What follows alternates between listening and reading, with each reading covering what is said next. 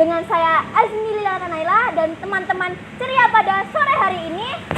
Saya Rude Nurendra Harimurti. Saya Aulia Zaratul Nur Aini. Saya Naila Sultan Afifa. Saya Jaskian Fatimah. Saya Razalika Nafafian.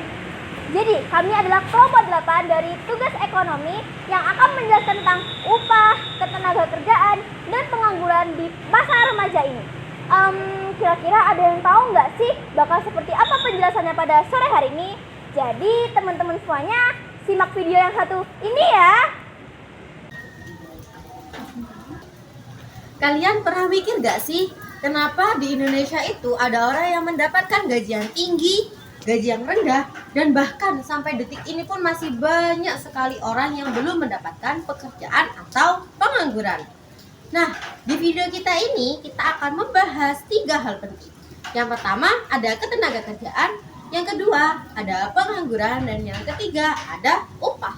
Tapi tenang aja, di sini kita gak akan jelasin ke kalian dengan hal yang membosankan loh.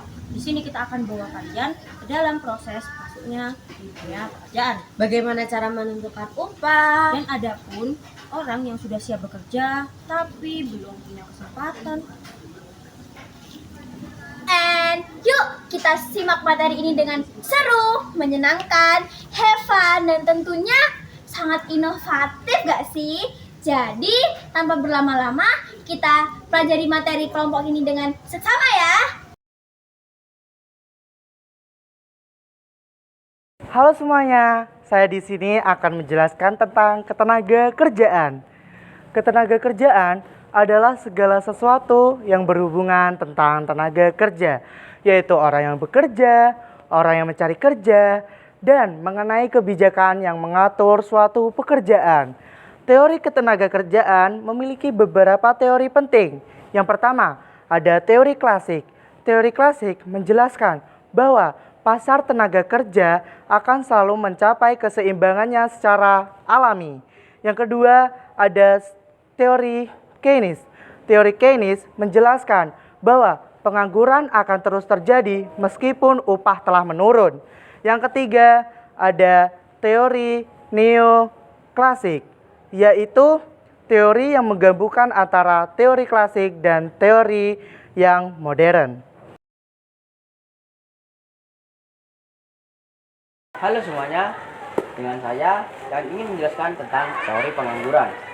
Penjelasan dari pengangguran sendiri adalah di mana kondisi seseorang yang sudah memasuki angkatan pekerja tapi dia masih belum mendapatkan pekerjaan. Nah, di sini ada beberapa jenis pengangguran. Yang pertama, friksional. Friksional terjadi karena seseorang pindah pekerjaan. Nah, yang kedua, struktural. Struktural, kealihan tidak sesuai dengan kebutuhan pasar kerja. Yang ketiga, silisal. Silisal terjadi karena ekonomi melemah. Yang keempat, sesonal. Sesonal terjadi biasanya pada pekerja musiman, contohnya petani. Nah, ada beberapa dampak pengangguran. Yang pertama, melemahnya ekonomi negara, dan yang kedua, meningkatnya angka kemiskinan, dan yang ketiga, melambatnya pertumbuhan ekonomi. Nah, segitu saja dari saya.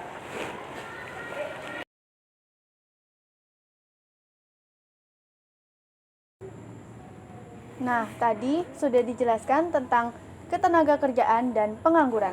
Sekarang saya akan menjelaskan tentang upah. Upah adalah balas jasa yang diterima pekerja sebagai imbalan atas waktu dan tenaga mereka. Upah harus memiliki asas keadilan, kemanusiaan, dan kelayakan. Upah memiliki 3 jenis. Upah nominal, yaitu jumlah uang yang diterima. Upah real, yaitu nilai barang atau jasa yang bisa dibeli dengan upah tersebut.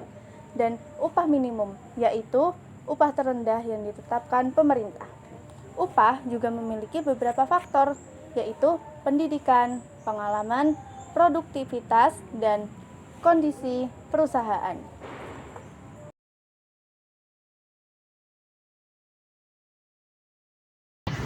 Halo sobat pada ceria. Jadi dari video penjelasan tadi kita bisa belajar tentang sistem perekonomian dari ketenagakerjaan, upah, dan pengangguran. Jadi dari video simak yang tadi kita bisa mengambil satu garis kesimpulan bahwasanya sistem perekonomian di Indonesia sendiri sudah sangat tertata dengan baik dan jelas. Jadi tentunya kita sebagai pelajar Indonesia harus sama-sama mempelajari tentang sistem perekonomian. Jadi itulah video pembelajaran dari kelompok 8. Kami semua ucapkan terima kasih.